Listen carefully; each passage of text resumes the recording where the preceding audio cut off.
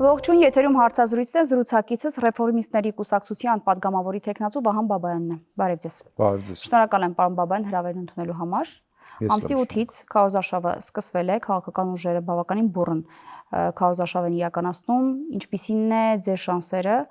եւ դուք ինչպիսի քարոզարշավ եք այս օրերի ընթացքում անցկացրել։ Նախ շնորհակալ եմ հրավերի համար։ Ասեմ, որ մենք էլ բուռն քարոզարշավի մեջ ենք, հենց առաջ օրվանից սկսված։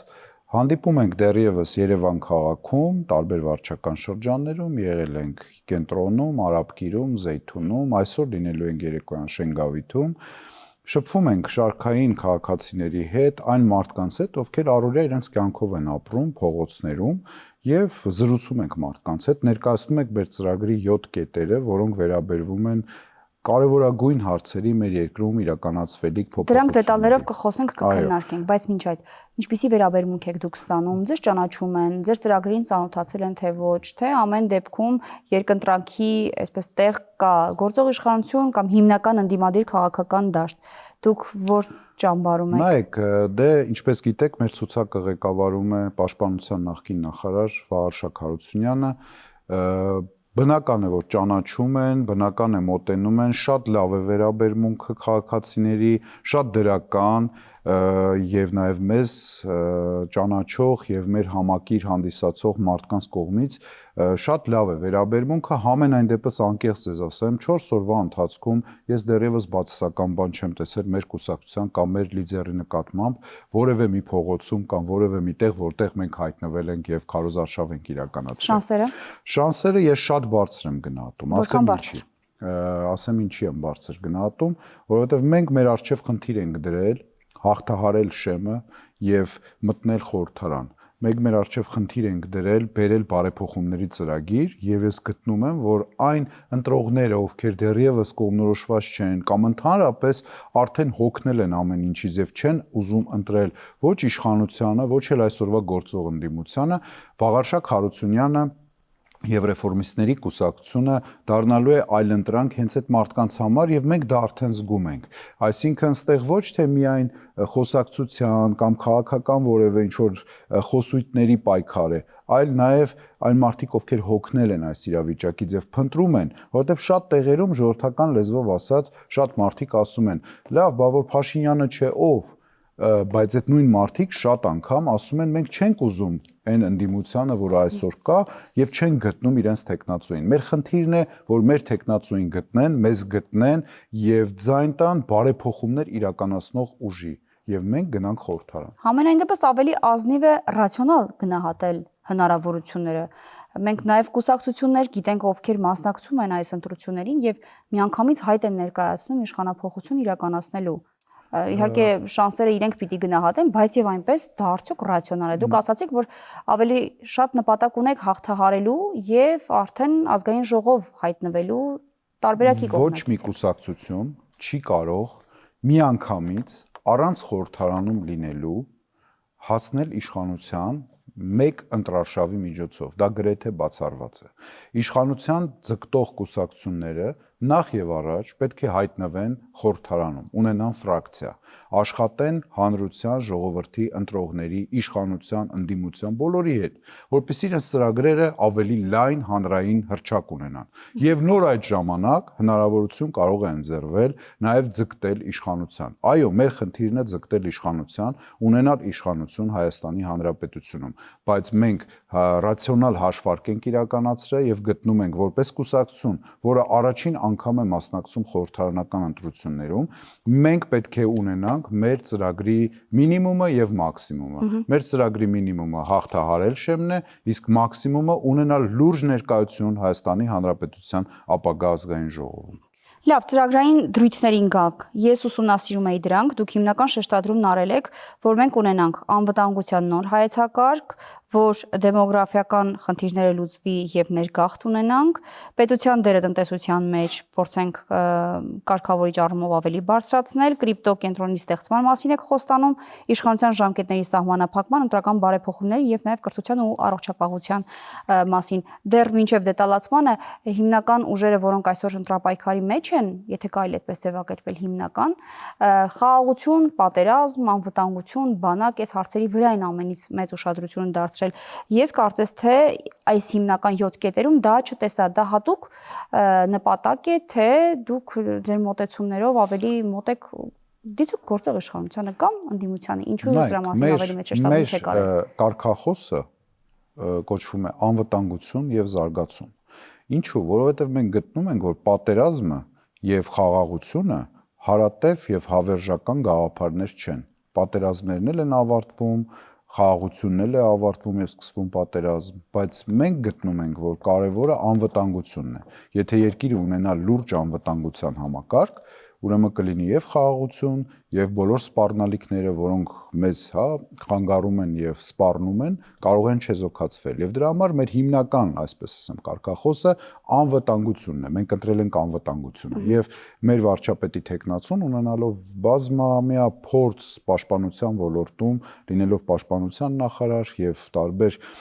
հարցերում զբաղվելով բանակաշինության գործով,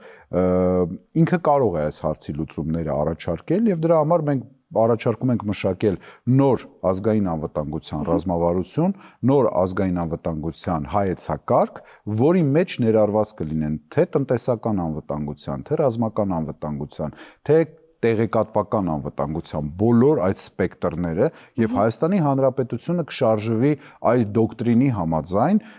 անկախ նրանից ով կգա իշխանության, որովհետեւ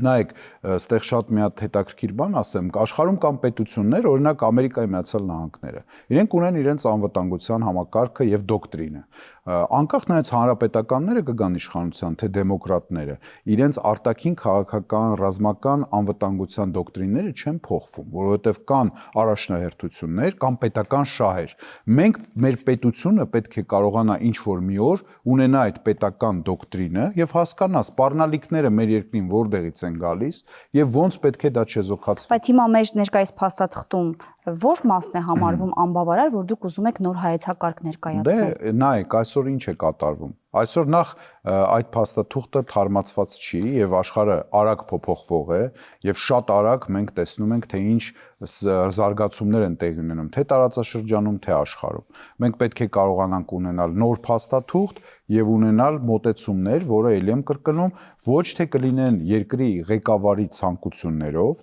ոչ թե կլինեն երկրի ղեկավարի քմահաճույքներով, այլ կլինեն պետական դոկտրինի հիման վրա։ Վաղը կարող է ես դառնում եմ երկրի ղեկավար եւ ինչ որ մի երկրի ղեկավարի հետ ունենում եմ անձնական անհասկացվածություն, ունենում եմ ինչ որ մի հատ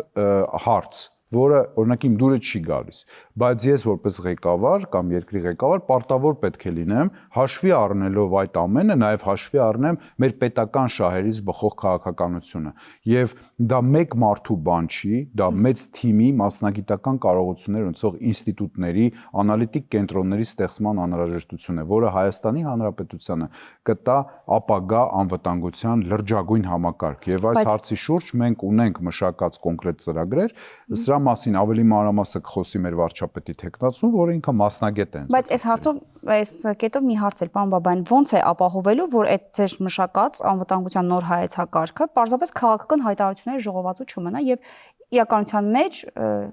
չկիրառվի։ Դրա համար Հայաստանի Հանրապետության անվտանգության նոր հայեցակարգը պետք է ձևավորի իշխանությունը։ Որևէ ընդդիմադիր կուսակցություն, որը դեռ չունի իշխանություն, պետական լծակներ եւ չի մտել ազգային ժողով, ես չեմ կարծում իրատեսական, որ այդ ծրագրերը կընդունվեն։ Դրա համար մենք եկել ենք ստանալու ժողովրդի վստահության քվեն, որպեսզի մենք ձևավորենք այդ թիմը, ձևավորենք այդ ծրագիրը եւ ներկայացնենք ազգային ժողովին, որպեսզի կարողանանք այս հարցը լուծել։ Դուք միևնույն ժամանակ ընդունում եք, որ աշխարհաքաղաքական անցումային իրավիճակում ենք մենք գտնվում ներկայում, բայց միևնույն ժամանակ ասում եք, որ պետք է մեզ նոր հայեցակարգ մշակել։ Եթե մենք ընդունում ենք, որ անցումային իրավիճակում ենք, ո՞նց ենք երաշխավորելու, որ նոր հայեցակարգը արագ չի հնանալու։ Եթե ինստիտուցիոնալ մոտեցումներ լինեն եւ լինեն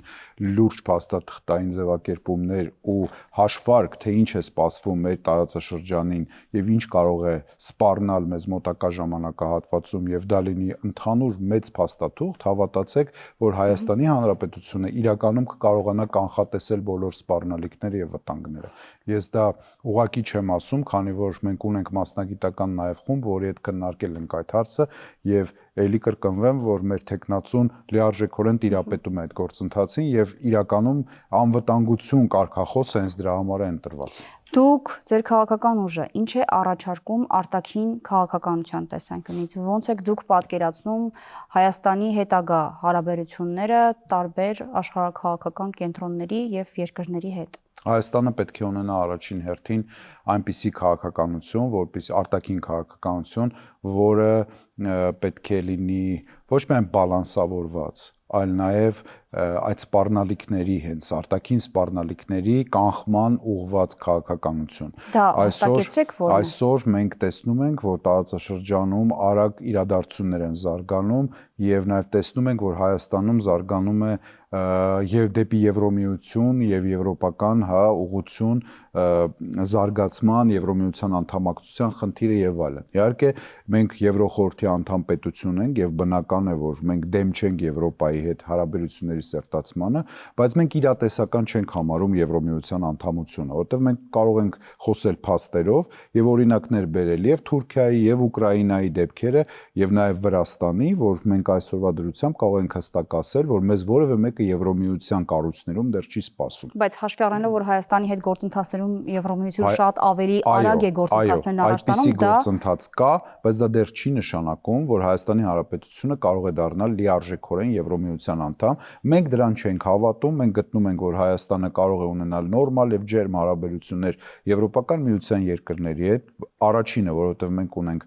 լուրջ հայ համայնք եվրոպական տարբեր երկրներում, մենք ունենք մշակութային եւ պատմական ընդհանրություններ, բայց միաժամանակ մենք որևէ դեպքում պետք է չդառնանք երկրորդ ճակատ Ռուսաստանի դեմ պայքարում եւ որևէ դեպքում չդառնանք խաղալիք ինչ որ աշխարհաքաղաքական կենտրոնների դեպքում։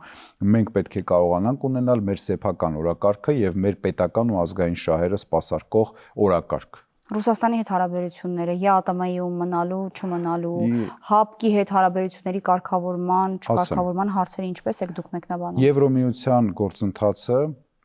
տեսնում եք, որ ավելի սուր է ընկալվում Ռուսաստանի Դաշնության կողմից, որովհետև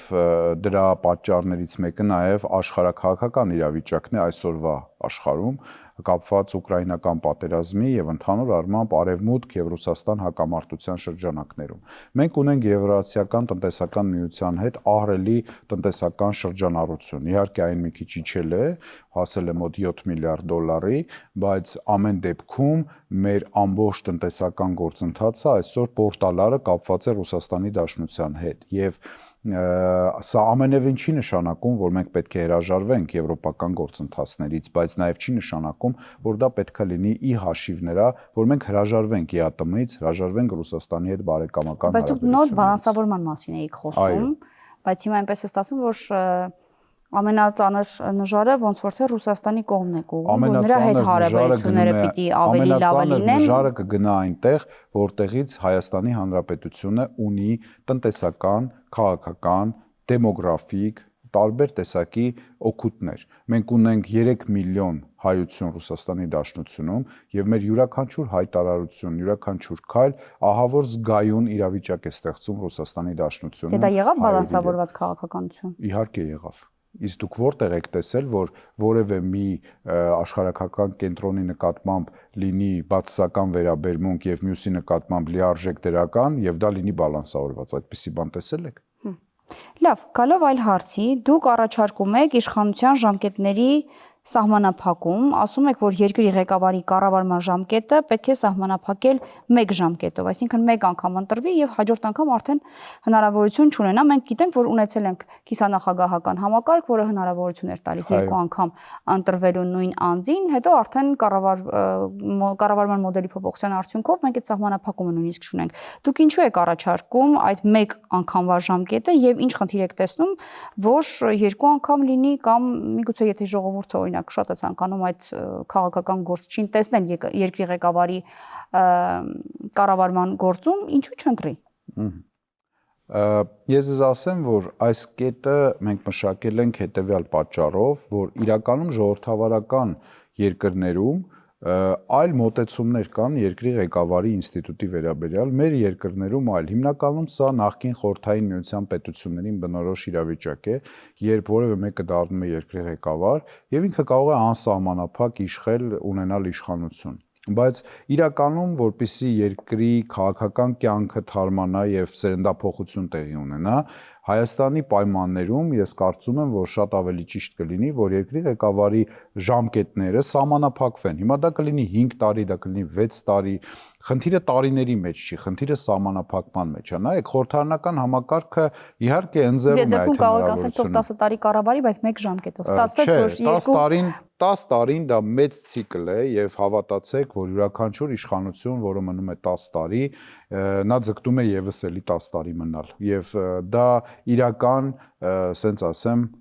վտանգ է ժողովրդավարության համար։ Ես կարծում եմ, որ ապագայում այս փոփոխությունները նաև ապագայի համար են, որ յուրաքանչյուր մարդ ով գալու է իշխանության, ինքը պետք է շատ հստակ իր համար պատասխանատվություն կրի եւ ինքը այդ պատասխանները ունենա եւ ինքը ասի, որ ինքը գալիս է 5 տարով, ինքը գալիս է 6 տարով եւ ինքը հստակ իմանա, որ 6-րդ տարում ինքը այլևս վարչապետ չի կարող լինել եւ հետեւաբար իր պատասխան տալը, իր պատասխանատվության բաժինը, իր մոտեցումները այնպիսին են լինելու, որ ինքը գիտի 6 տարի հետո նույն ձև դուրս է գալու փողոց։ Բայց այդ մեկ ժամկետի սահմանափակումը թույլ կտա ռազմավարական կարևոր առաջնահերթությունների շարունակականությունը, թե այդ դեպքում մենք կրկին վերադառնում ենք մեր առաջարկած անվտանգության դոկտրինին, որի մեջ այդ բոլոր կետերը եւ բոլոր այդ ընթացակարգերը նախատեսված են լինելու, որ ոչ թե այդ ամենը կախված լինի մենակ մի մարդուց, այլ դա կախված լինի պետական անվտանգային համակարգից։ Հետևաբար մարդը, անձը իմանալով, որ ինքը կառավարելու է մեկ ժամկետ, ինքը իր պատասխանատվության բաժինը շատ ավելի մեծ է լինելու, որովհետև որևէ ղեկավար դառնալով ղեկավար, ինքը մտածում է, որ ինքը հավերժ մնալու է։ Այս պարագայում յուրաքանչյուր մարդ, ինձանից սկսած, յուրաքանչյուր ղեկավարից վերջացրած կուսակցության, իրանք կհասկանան, որ իրենց բաժինը պատասխանատվության շատ մեծ է եւ իրենք պետք է ամեն ինչ անեն, որ այդ 5 տարիների կամ 6 տարիների ընթացքում իրենք մնան պատմության մեջ իրենց լավ գործերով, իրենք ամեն ինչ անեն, որ հասցնեն իրենց ծրագրերը իրականացնեն։ Իսկ եթե դու գիտես, որ միևնույնն է, դու քո ռեսուրսները օգտագործելով, կլինի դա վարչական ռեսուրս, կլինի դա իշխանական ռեսուրս, դու անդադ ընտրվելու ես, հետևաբար դու անդադ անելու ես այն ինչ որ դու ես ուզում, այլ ոչ թե քո պետությունն է ուզում, այլ ոչ թե քո ընտրողն է քեզ բերել դրա համար։ Եվ ի վերջո մենք կուսակցություններ ենք, չէ՞, այսինքն խորհրդարանական պետություն ենք։ Կուսակցություններն են առաջադրում տեխնացուների։ Հետևաբար ի՞նչն է խանգարում, եթե ժողովուրդը ընտրում է այդ ձեր ասած նույն ղեկավարին կամ այդ ուժին, թող թարմություն մտնի եւ նույն ուժը թող գա իշխանության, բայց թող այլ տեխնացուով գա իշխանության, ոնց որ զարգացած երկրներում է արվում։ Լավ, իսկ որ ասում ենք նոր չափանիշներ պիտի լինեն վարչապետի կամ օրինակ նախագահի պարագայում, այդ ինչ չափանիշների մասին եք դուք խոսում եւ ով է գրելու այդ չափանիշը, ինչ ստանդարտներով են դրանք որոշվելու։ Նայեք, պատկերացրեք, դուք գնում եք բժշկի եւ ձեզ վիրահատություն պետք է անեն, չեմ ուզում ձեր վրա օրինակը բերեմ, որևէ մեկի։ Եվ այդ որևէ մեկը հարց է տալիս ով է ին վիրահատողը, պարզվում է, որ նա ուղղակի պրակտիկանտ է, կյանքում որևէ վիրահատություն չի արել։ Ես լինեմ, դուք լինեք, որևէ այլ մեր քաղաքացի լինի, կհամաձայնվի այդ վիրահատության, իհարկե ոչ։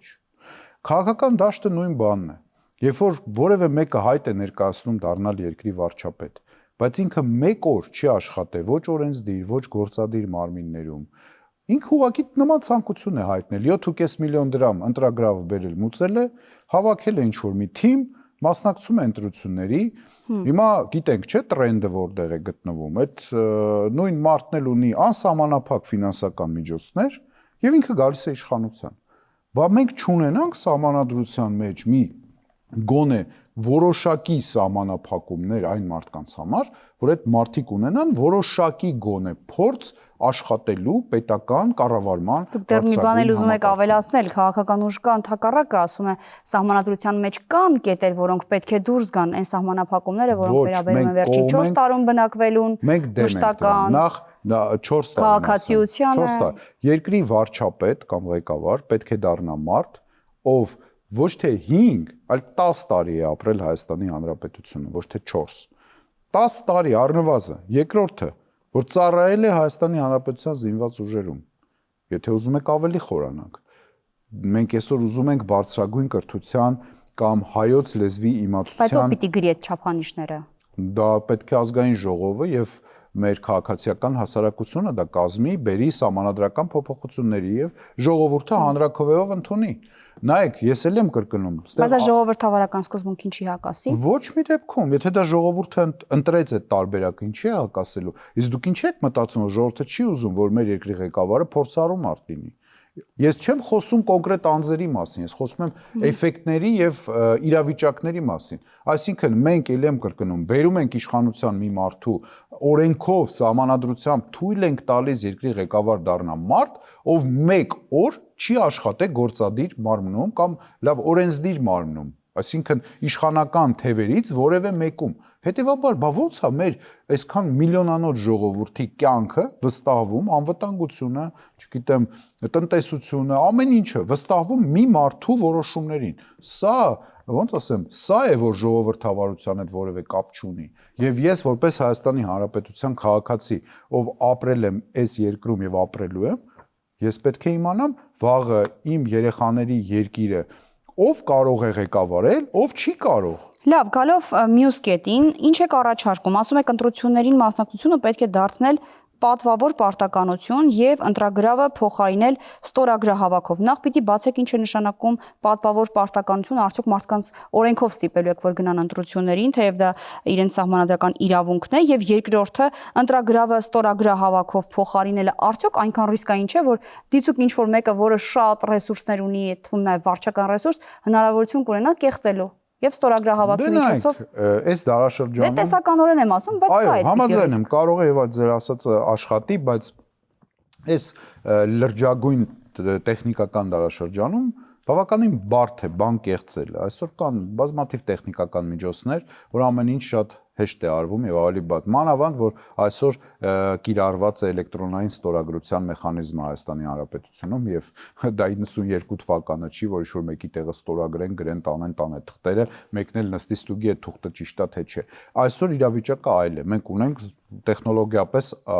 զարգացած վիճակ։ Այդ հարցը ես չեմ էլ քննարկում։ Ինչ վերաբերվում է 7.5 միլիոնի կամ ընտրագրավի պայմանական որևէ գումարի։ Նայեք ինչ է ստացվում։ Ստեղ մեր կուսակցությունը շատ ասելիքներ ունի եւ մենք ամեն օր գրեթե սրա մասին խոսում ենք։ Մեր սահմանադրությունը եւ մեր օրենքները գրված են ոնց որ թե հատուկ մեծահարուստների կամ օլիգարխների համար։ Նայեք, եթե դու ունես մեծ վստահություն հանրության մեջ, օրինակ, քո տեսահոլովակները սոցցանցերում նայում են միլիոնավոր մարդիկ, քեզ հետևում են հազարավոր, տասնյակ հազարավոր մարդիկ։ Իրենք ուզում են, որ դու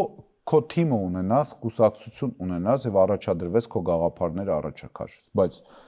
դու մեծահարուստ չես։ Դու չես կարող պայքարել այդ հսկայական ֆինանսական պայքարի ու պատերազմի մեջ, որով մենք այսօր անցնում ենք։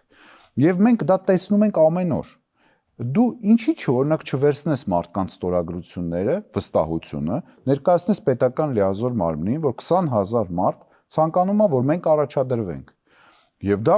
պատկերացրեք հեշտ բան չի, դա բավականին բարդ բան է։ Այսինքն դուք չեք առաջարկում հանել ընտրագրավը, առաջարկում զուգահեռ ավելացնել հանել ստորագրահավաքը։ ընտրագրավը, պետությունը պետական բյուջեից այն ծախսերը, որը պետք է արվի, պետությունը թող այդ ծախսերը իրականացնի։ Իսկ հնարավորությունը առաջադրվելու պետք է տան մեր քաղաքացիները, ոչ թե 7.5 միլիոն դրամը։ Հասկանում եք, սա սկզբունքային հարց է, որովհետև սա մենակ սա չէ ամբողջ հարցը։ Սա օգտվելով արդից, ես ասեմ նաև, սա ուրիշ տեղ տանող նաև խնդիր է։ Նայեք, մենք այսօր մասնակցում ենք ընտրություններին։ Ես ամենուրեք տեսնում եմ, որ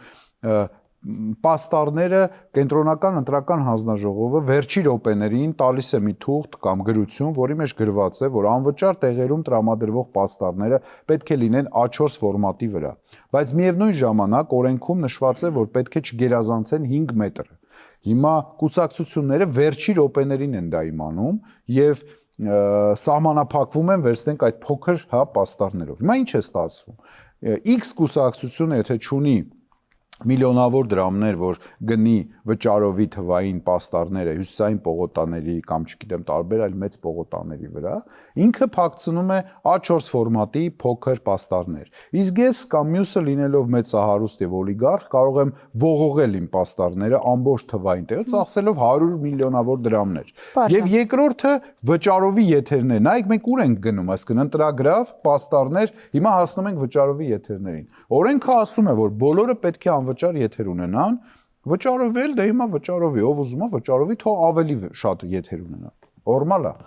բայց նայեք, երբ որ կատարվում է հետեւյալը, որ դու անվճարից բացի ստանում ես վճարովի եթեր, եւ այդ քո անվճար եթերը,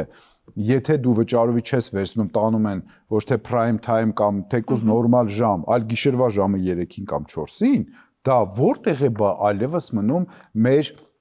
ընտրություններին մասնակցելու հավասարության սկզբունքը։ Այսինքն ստացվում է, որ ընտրությունների մասնակիցները բաժանվում են հարուստների եւ աղքատների։ Պարզ է, եւս մեկ կետի անդրադառնանք, մեր ժամանակն ավարտվում է։ Դուք առաջարկում եք, որ պետության դերը տնտեսության մեջ ավելանա, պարզ ասած, պետության կարգավորիչ դերը ավելանա։ Դուք պիտի ասեք կոնկրետ ինչ կարգավորումներ եք նախատեսում ավելացնել եւ ոնց է այս դեպքում պաշտպանվելու ազատ մրցակցությունը։ Դրան զուգահեռ դուք նաեւ առաջարկում եք, որպիսի մենք դառնանք կրիպտո կենտրոն, իսկ այս պարագայում ավելի ազատության։ Նայեք, մենք կարող ենք նայել օրինակ աշխարհի տարբեր երկրների օրինակներ, որոնք առաջին հայացքից սոցիալիստական են, բայց իրանք ունեն ազատ շուկայական տնտեսություն եւ ունեն նաեւ պետության կարգավորիչ դեր տնտեսական գործընթացներում։ Բայց դա ինչ է նշանակում։ Դա նշանակում է հետեւյալը, որ պետությունը կարող է վերահսկել այն ոլորտները, որոնք կապված են մեր օրինակ ընդերքի հետ, մեր օրինակ մեծ կազմակերպությունների, մեծ կառույցների հետ, օրինակ ջրային ռեսուրսների, ինչանի մասնաբաժին ունենա, վերահսկողությունը այո, պետությունը պետք է ամեն ինչում մասնաբաժին ունենա եւ պետությունը պետք է վերահսկի, ինչը որ կապված է մեծ գործընթացների հետ, որ դրանով Հայաստանի Հանրապետության քաղաքացիների գրպանը պետք է կոնկրետ ավել փող մտնի, երբ որ պետությունը կարողանա իր դերը ավելացնի մասնավոր տնտեսությունում։ Մենք ամենևին չենք առաջարկում սոցիալիստական կամ կոմունիստական հասարակարգ, բայց մենք գտնում ենք, որ այդ օրինակը կա եւ ռեֆորմիզմը հենց այդ օրինակը բերում է ամբողջ աշխարհում կա նման մոտեցում, որ մասնավոր սեկտորը մասնավոր է, բայց պետությունը այդ մասնավոր սեկտորում դեր խաղում է, որ ինչ որ մեկի մտքով չանցնի, որ օրինակ ինչ որ մի բանը, որը արժի 100 դրամ, ինչ որ առիթից օգտվելով ինքը կարող է դա վաճառել 3000 դրամով։ Պետությունը պետքա պատժիչ իր ձեռքը ունենա այդ հարցերում։ Սա շատ կարևոր է։ Ինչ վերաբերում է կրիպտո, ուրեմն կենտրոնի հետ կապված, այո, աշխարհում այսօր եւ վճարային համակարգեր եւ տարբեր գործընթացներ կատարվում են հենց այդ արժույթներով եւ դա այսպես կոչված ապագան է, ոնց որ էլեկտրոմոբիլները եւ էլեկտրական շարժիչներն են այսօր գրավում աշխարհը, ֆինանսական շուկայում վաղը մտնելու են եւ գրավելու են կրիպտո արժույթները։ Այս հարցով պետք է Հայաստանի Հանրապետությունը եւս հավաքագրի բոլոր մասնագետներին եւ դրսից եւ ներսից եւ փորձի Հայաստանի տնտեսության զարգացման, կառուցման եւ կայունության ապահովման համար մոտենա աշխարհաքաղաքական եւ աշխարհի տնտեսական մոդելներին։ Վերջին հարցը պետության կարգավորիչ դերի հետ կապված ներդրումների ներգրավման գաղափարին սա չի հակասի։ Բացարձակ։ Եթե դու ստեղծես օրինական պայմաններ եւ պահպանես այդ օրինական պայմանները, բայց նաեւ ամենտեղ նշես եւ նշվի, որ պետությունը միշտ ունենալու է իր ուժը, իր դերը եւ թույլ չի տալու, որպեսզի վայրագ լիբերալիզմը գրավի շուկան, ես կարծում եմ որևէ խնդիր չի լինի, իսկ ում համար դա խնդիր կլինի, կարևորը Հայաստանի Հանրապետության քաղաքացիների համար խնդիր չլինի։ Շնորհակալ եմ զրույցի համար։ Հաջողություն ձեզ։ Զրուցակիցս ռեֆորմիստների կուսակցության պատգամավորի տեխնացու Վահան Բաբայանն էր, կհանդիպենք։